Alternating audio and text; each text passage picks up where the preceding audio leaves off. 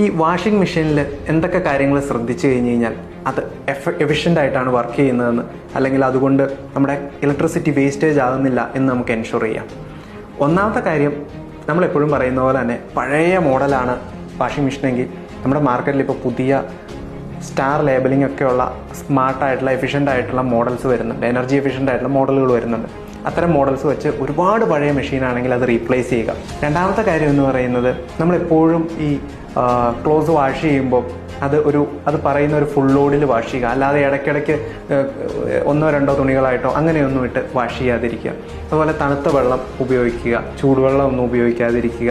പിന്നെ അതുപോലെ റിക്വയർമെൻറ്റിനനുസരിച്ചുള്ള mode choose ചെയ്യുക. ക്വിക്ക് വാഷ് വേണ്ട സമയത്ത് അത് യൂസ് ചെയ്യുക, അല്ലാതെ ഏത് മോഡാണോ ആ റിക്വയർമെൻറ്റ് വേണ്ടത് അതിനനുസരിച്ച് മാത്രം യൂസ് ചെയ്യുക എന്നുള്ളതാണ്.